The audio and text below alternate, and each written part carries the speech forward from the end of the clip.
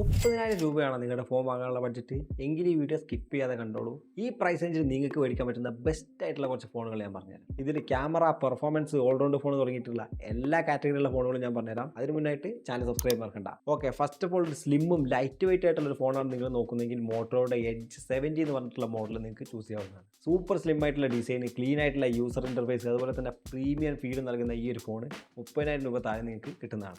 ഇനി ഒരു value for money ആയിട്ടുള്ള ഫോണാണ് നിങ്ങൾ നോക്കുന്നതെങ്കിൽ റിയൽമിയുടെ GT70 പറഞ്ഞിട്ടുള്ള മോഡൽ നല്ലൊരു ഓപ്ഷനാണ്. പവർഫുൾ ആയിട്ടുള്ള സ്പെക്കുള്ള ഈ ഒരു ഫോൺ കൊടുക്കുന്ന കാശിന് മുതലാണ്. ഇനി ക്യാമറ ലവേഴ്സിന് വേണ്ടിയിട്ട് സോളിഡ് ആയിട്ടുള്ള രണ്ട് ഓപ്ഷനുകളാണുള്ളത്. ഫസ്റ്റ് വൺ മോട്ടോയുടെ എഡ്ജ് 60 Pro എന്ന് പറഞ്ഞിട്ടുള്ള ഒരു മോഡലാണ്. സെക്കൻഡ് വൺ ആയിട്ട് നത്തിങ് ഫോൺ 3A Pro എന്ന് പറഞ്ഞിട്ടുള്ള ഒരു മോഡൽ ചൂസ് ചെയ്യാവുന്നതാണ്. ഈ രണ്ട് ഫോണുകളും പ്രോപ്പർ ആയിട്ടുള്ള ട്രിപ്പിൾ ക്യാമറ സെറ്റപ്പിലാണ് വരുന്നത്. അത് മാത്രമല്ല ഈ രണ്ട് ഫോണുകളിൽ നിന്നും മികച്ചൊരു ക്യാമറ ഔട്ട്പുട്ടും കിട്ടുന്നതാണ്. ഇനി അടുത്തതായിട്ട് ഗെയിമിംഗ് ഫോണുകൾ പറഞ്ഞുതരാം. അതിന് മുന്നായിട്ട് ഈ പറയുന്ന ഫോണുകളുടെ എല്ലാം തന്നെ ഡീറ്റെയിൽഡ് സ്പെക്ക് അടങ്ങിയിട്ടുള്ള ഒരു വീഡിയോ ഓൾറെഡി ഞാൻ ചാനലിൽ ചെയ്തിട്ടുണ്ട്. നിങ്ങൾക്ക് കാണാൻ താല്പര്യമുണ്ടെങ്കിൽ താഴെ ക്ലിക്ക് ചെയ്തുകൊണ്ട് വാച്ച് ചെയ്യാവുന്നതാണ്. ഓക്കെ, ഇനി 30,000 രൂപ താഴെ നിങ്ങളൊരു ബെസ്റ്റ് ആയിട്ടുള്ള ഗെയിമിംഗ് ഫോണാണ് നോക്കുന്നതെങ്കിൽ ഫസ്റ്റ് ഓപ്ഷനായിട്ട് നിങ്ങൾക്ക് ഐക്യൂവിൻ്റെ Neo 10 ചൂസ് ചെയ്യാവുന്നതാണ്. കിഡിലും ഗെയിമിംഗ് പെർഫോമൻസ് ആണ് ഈ ഒരു ഫോണിൽ നിന്ന് കിട്ടുന്നത്. ഇനി സെക്കൻഡ് ഓപ്ഷനായിട്ട് പോക്കോയുടെ F7 എന്ന് പറഞ്ഞിട്ടുള്ള മോഡലും നിങ്ങൾക്ക് എടുക്കാവുന്നതാണ്. ഇതിൽ നിന്നും മികച്ചൊരു പെർഫോമൻസ് നിങ്ങൾക്ക് കിട്ടുന്നതാണ് കേട്ടോ. കൂടുതൽ ഗെയിമിംഗ് ഫീച്ചേഴ്സ് നിങ്ങൾക്ക് ഐക്യൂവിൻ്റെ Neo 10 കിട്ടാൻ പോകുന്നത്. പക്ഷേ ഈ ഫാസ്റ്റ് ആയിട്ടുള്ള സ്റ്റോറേജും ഡ്യൂറബിലിറ്റി ഒക്കെ നോക്കുകയാണെങ്കിൽ പോക്കോയുടെ F7 ആയിരിക്കും ബെറ്റർ. പിന്നെ ഈ പറഞ്ഞ രണ്ട് ഫോണുകളിലും കൊടുത്തിട്ടുള്ളത് സ്നാപ്ഡ്രാഗൻ്റെ